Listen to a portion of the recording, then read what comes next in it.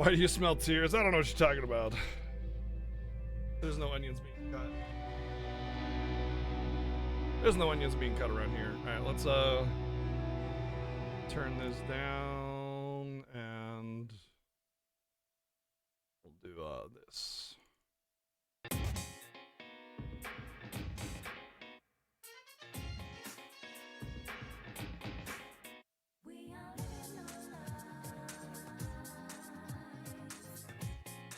There we go. Okay. So, how do we review games here at BGG Industries? We value fairness and objectivity. Is that right? Objectivity? Yeah, being objective, right? So when we review a game, we consider not just how much I liked it. Yeah, I hate his average. Not just how much I liked it, but how much I think other people would like it. So we have our rating system here, and this is how we do things. Average. 4, 5, 6. This is average. Basically, it's more like 4 or 5, 6. But yeah, the point I'm trying to make is that average is in the middle. That means 5. 5 is average, and we technically rate on a scale of 0 to 10.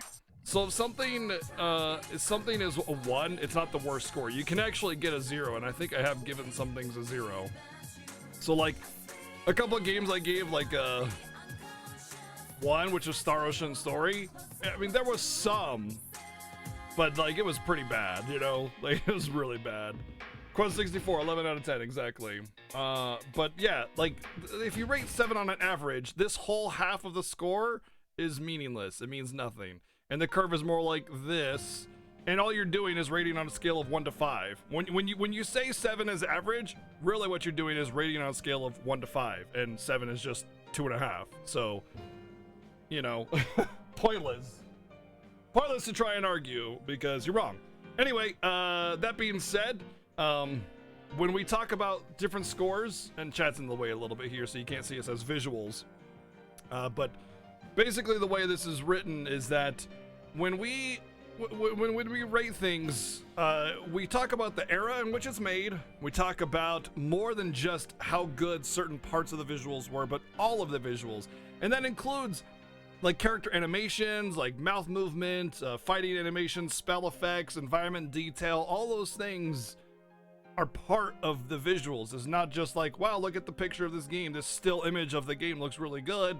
The end. No, all the things, and we bring it all together across all parts of the game and try to get a mean value, and mean being average. But you know, I'm not human. I'm human, and I'm not perfect, and thus I'm going to forget things, or you know, like maybe I'll just, you know, let some of my personal bias slip in or something. But I try not to. I try to be as objective as possible. Audio, same deal.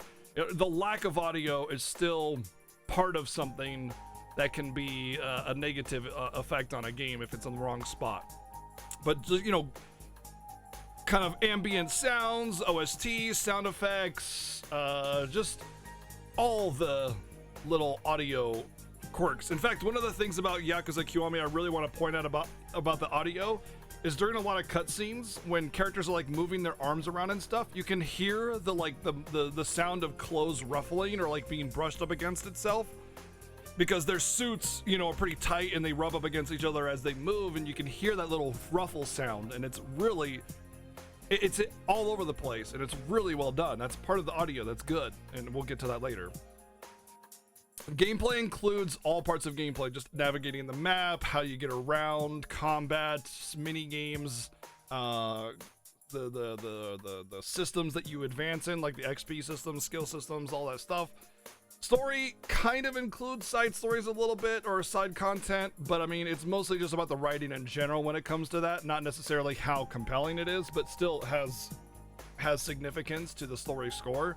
But mostly the story is comprised of the main story, how it's written, how it's portrayed, and how it's delivered to the viewer and all that, all the player or whatever, and all that stuff. Craftsmanship is this used to be kind of an overall score, like an average score, but like if you really want the average them, you know, like you can math, I know you can. But this is more of a score now that's more like how well structured the game is. Is it cohesive from point A to point B? Is there plot holes? Is there like a bugginess or glitches? Is it like for instance, some of the ragdoll effects were a little bit, yeah, a little, it's funny, but sometimes it could be a little awkward when the ragdoll effects. Kitty, please, can you just, okay, no, you don't have to be on my lap. You can just chill. Okay, he has to be on my lap. He has to. It's imperative. How dare I assume you know math? I know, right? And then there's the enjoyment score, which is my own personal bias in full effect right here. How much I had fun with the game. And the rating for that. Generally speaking, I have a lot of fun with games, even if I don't like them. These are the viewer choice games. Most of them have 7s and 6s and 8s and 5. Well, there's a couple Beyond and Beyond I really didn't like. But most of the time you can see that I enjoy games, even if they're bad. But there are definitely some, like Breath of Fire Dragon Quarter, that are just trash. I hated that game. It was so bad. But anyway, the point is, that's how we rate things. And hopefully we are as fair as we can be with this game. Let's go ahead and mark this green. I guess it doesn't matter if I do both of them at the same time. And the next game that we rate is probably going to be Dragon Quest, Warrior 3 on the NES. That's 4.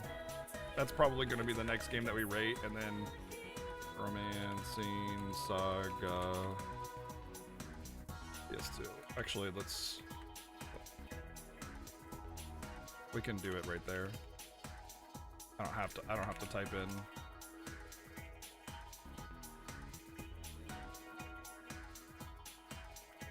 All right. Earlier today during startup, I got the release date, so I don't need that, but thank you if you did start to look that up. Let's turn this up a little bit. That's better. Okay, so first off, the visuals. How well does the game look? How good does the game look? First off, let me just say, the visuals of this game are absolutely stunning in almost every regard. First off, every cutscene has full, like, choreography, like, full animations to the characters.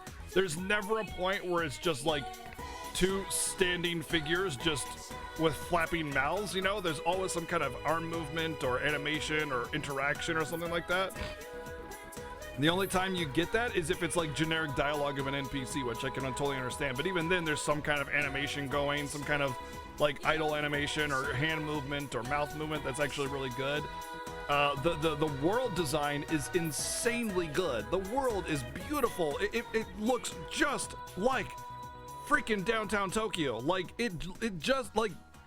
Raise your hand if you've been to Tokyo and like you've seen what it looks like with all the signs and the lights and the streets and the way the pavement is and the sidewalks and the bikes everywhere and the restaurants. Like, it's 100% straight up downtown Tokyo, like Shinjuku. It just, you know, and it's modeled after that. They went down there and took pictures and then built the game around that. And they didn't skimp on detail. They freaking put all the details in there. They didn't just go, oh, here's what the street layout is and there's a couple shops and boom, bada bing, bada boom. They put all the details in there, all of them. And there's all sorts of little fluff with like characters doing little idle animations here. Like when you go into the freaking underground place, the girls are like, oh, Oni-chan, and like kind of, you know, kind of pawing at you a little bit, you know, just like there's so much going on with this game visually. It's insanely impressive. And now I do want to say that it does borrow heavily from Yakuza 0 and Yakuza 1, but it's still like they still created a new environment with the NPCs, movements, quests, and everything like that. There's a lot of really unique looking characters, the styles, the clothing, the facial expressions are insanely good, and they model a lot of these NPCs and characters off of actual Yakuza or even actual people, and it's insanely impressive. It's very, very well done. It doesn't have the highest graphical fidelity or whatever, but it doesn't matter because it's about how those visuals are like presented. It doesn't matter how many polygons there is. It matters how much effort is given into that. And coupled with like the lighting effects in a lot of areas, the way the fighting moves are, just what's really cool is how amazing they did some of the cutscenes, like with like where they slowed down stuff at certain points, you know, kind of thing. Like for instance, you know, when you get a cutscene and there's like a big hit and it like slows it down a little bit for dramatic effect and stuff, and that's part of visuals as well, and they always nail that so well that all the attacks feel so impactful and just brutal, like you smash someone's face against the building and it just you can just feel it. You can feel it. And that's because the art team is fantastic, and that easily deserves a 9.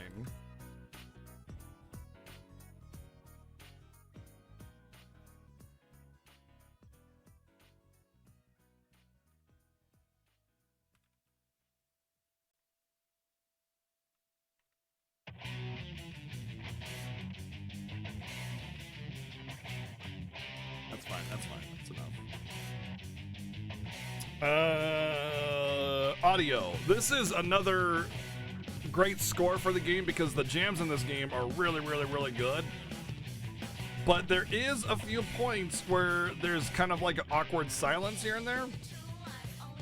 And I don't know, like every time you're exploring the town, there's nothing. But there's a lot of really good, like, chatter going on. You know, you can hear NPCs talking, and you can hear the murmur of the crowd. You can, you know, I don't know. It's fine-ish, but like I think more than anything, like as a streamer, I kind of feel like the street walking time is always like a really dead point, you know, and I just like I'm trying to get some action going on or whatever. But I don't feel like I ever rushed out of it. I just was like kind of bummed out that there wasn't some kind of background audio going on, or at least background music. Just a simple, you know, you know, kind of a beat in the background or whatever. It doesn't have to be anything special. Just something going on to move. Life doesn't have a running BGM, sure, fine, fair, but I mean, it's a game at the end of the day, and there's plenty of amazing tracks that are awesome. Even in some of the mini games, like the cabaret tracks, were really good. Those were some really, really, really hot jams, and especially like Fever Time and stuff. It was good stuff, really, really, really good. Reminds me, that comment reminds me of a point when I was first getting into Twitch. Someone asked a question in a chat, and this is a famously bad chat, by the way. I'm sure you can guess, and don't try to guess in chat, but if you know, you know.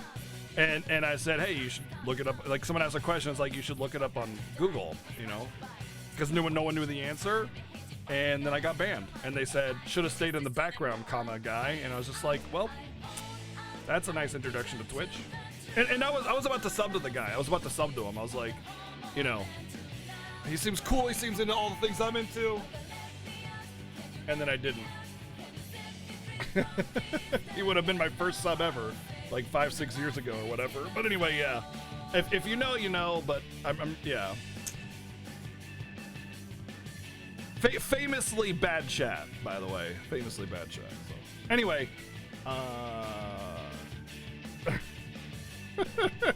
anyway, on the audio again, but yeah, the game. Oh, it's good kitty. Good kitty's on my lap now. But yeah, he's the audio. The audio in this game was really, really good. A lot of great tracks, but not fantastic audio everywhere you go. It was just some good tracks here and there, a lot of silence here and there. Good sound effects were really awesome. Like when you punch someone, man, it's just like kaboom, you know. Menu sounds are appealing. I need to trim your nails. Holy crap.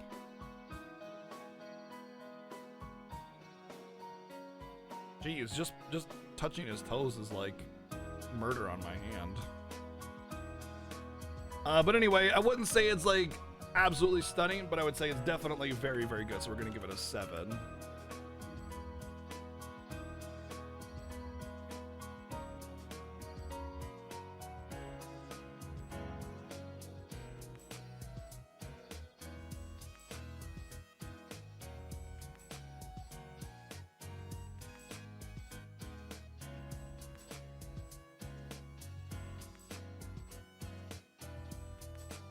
Alright.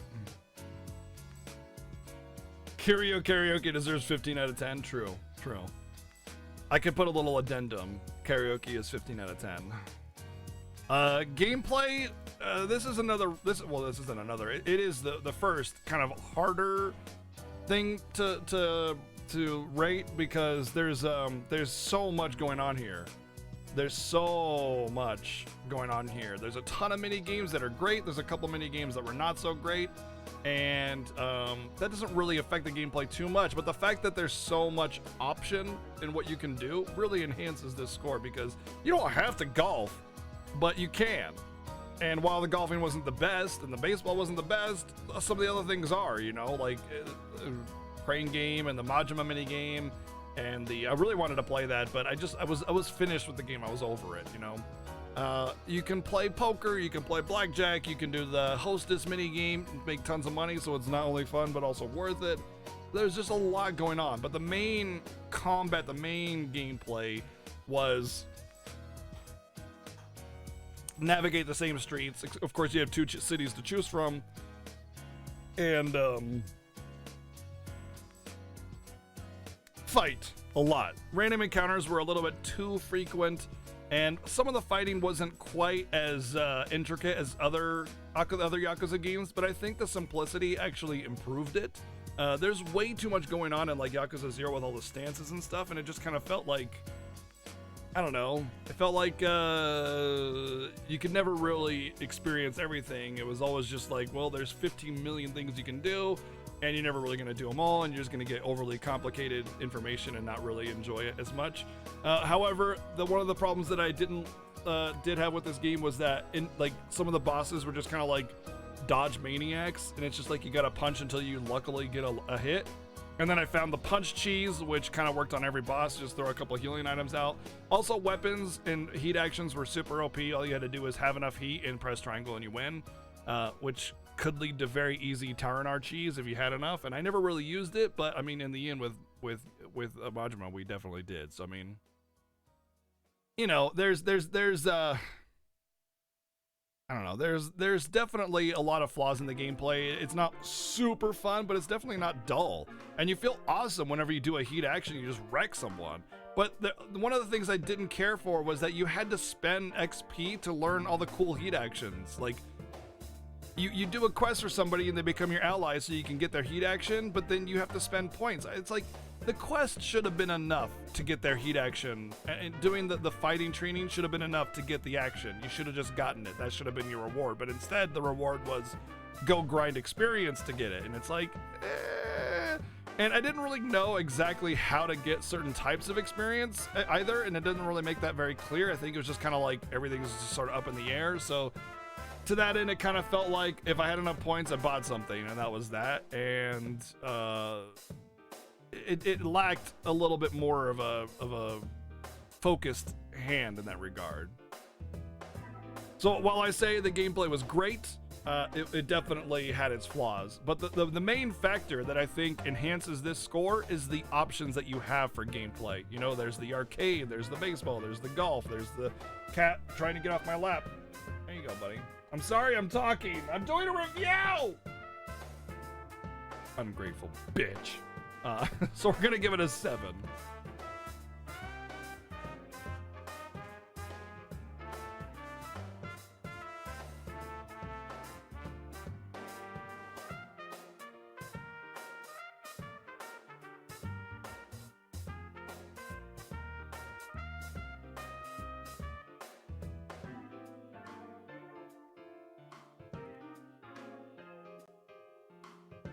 You like the Yakuza 1 progression system most? Was that the one with money?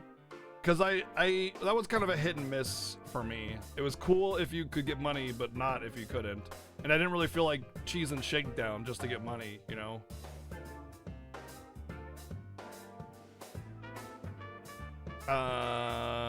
Story. Man. Levels and modules. Oh, I remember that one, yeah. The story in this game is so good. It is so freaking good. Honestly, I want to say it's better than Nier Automata, but I gave Nier Automata a 10. So what do we do to a story that is better than one we've already rated at a 10? We give it a 10. That's what we do. Because the story is so damn good. It's so well told. It has all these different, like, freaking twists that you'd never expect. Like there's like the predictable twist, you know, and then it's like here's our bait. Here's our bait, predictable twist, and then we're gonna throw it in a wrench, throw a wrench in it, and then we're gonna throw another wrench in it, and it leaves you hanging. It's told extremely well. It's not even just if the story is actually good or not, it's just told well. The writing is insanely good. It's clever. All the side quests have hilarious dialogue and actions. You laughing your butt off like on the granny that's like totally tackling you and stuff, but then at the same time you're having this insanely crazy serious Yakuza plot with like the way it's told, the way it's presented to you, and how it leaves you hanging or just tells it. It's freaking great. It is really well done. It uses excellent language to present a real life scenario that makes you feel this is something that could have existed and happened, and I'm pretty sure it's based loosely off of something that actually did happen. There's no overwriting, there's no absurdity, there's no like plot holes. There's just really good storytelling that is excellent, leaves you hanging, and has you emotionally captivated. It's 10 out of 10. This is how story writing should be. 10 out of 10. Yeah, it's a game, but it's a grade A Yakuza movie. Exactly. It's told like a movie, but like in a game. And then also has all this side content, which movies don't have, by the way, that are amazing. Like the freaking picture studio guy in the freaking banana hammock. Like, that was hilarious. Just, oh my God. Just so good. And then we have the craftsmanship, which is like how well structured this game is. And I want to say that this is also an extremely well crafted game. All the pieces are put together to where they all make sense in a cohesive line. And there's also like day-night cycle that changes the amount of quests that you can get. The city itself changes during the day and night. Like different things are occurring at the same time or different times. And it's not buggy or glitchy. Now, there is some ragdoll stuff, which is kind of wonky sometimes, but it's also hilarious. So it's kind of like this give and take. It's absurd all over the place, and I love that, but it's also serious. And it knows when to be serious, and it knows when to be absurd. And they have such a self-awareness of, like, how do I explain this? They're very aware of where things need to be. There is no like erection man, whatever his name is, in the main story. It's side stuff. Well, he's not in this game, but you get my point. Like Majima isn't really a main character or part of the story, but I mean when he is, he's Majima. But they know where to put the silly and they know where to put the serious. And there is a little bit of both in both places. But it's all crafted in the right way. That's kind of part of story, but it's also part of the game structure and how the pacing is, you know? I've never played the original PS2 version, no. I've never played any of the original Yakuzas. However, I will be playing the Yakuza 3 remaster, 4 remaster, and 5 remaster coming up soon. Yes, Kat, you already got here and you already left. What do you want now? What do you want? So yeah, it's really, really, really well structured, and with only a few little issues with ragdoll physics, not necessarily always in the right place. So we're gonna give it. Man, I think I'm gonna give it a 9 because there's 2 cities. There's 2 whole freaking cities to explore. That's pretty awesome.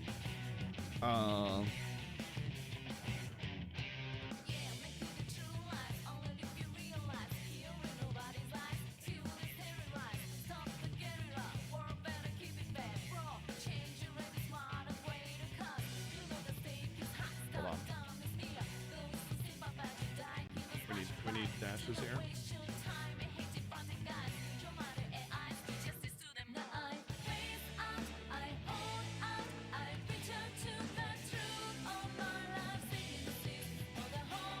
I had a blast with this game.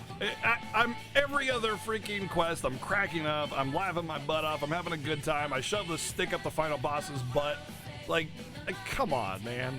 Like, you cannot not enjoy this game. I don't care who you are. If you don't enjoy this game, you've lost like every like inch of fun from your soul. You know what I mean?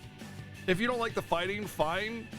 But to just like not enjoy the side quests or not think any of the content is fun or enjoyable, you're soulless, man. Like, that's all I gotta say. Like, I don't know.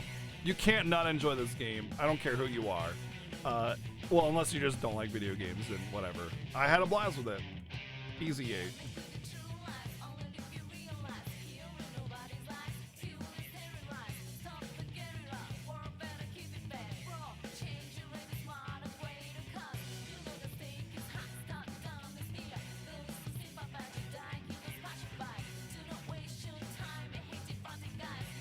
The only reason that I really didn't enjoy myself was a lot of things were repetitive, like the Haraku stuff was just like, oh my god, girl, what the hell do you want?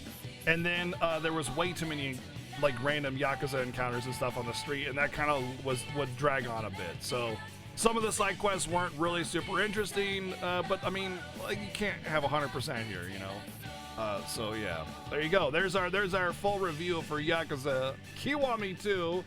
If you're on YouTube, drop a comment, see if you agree with me or not, you know? Tell me how you felt about the game, and if you're on Twitch, then, you know, well, you're on Twitch, so hi. That's going to wrap up our Yakuza 2 Kiwami review. Hope you guys enjoyed our playthrough, and our next games are going to be on YouTube as well, and hope you guys enjoy those.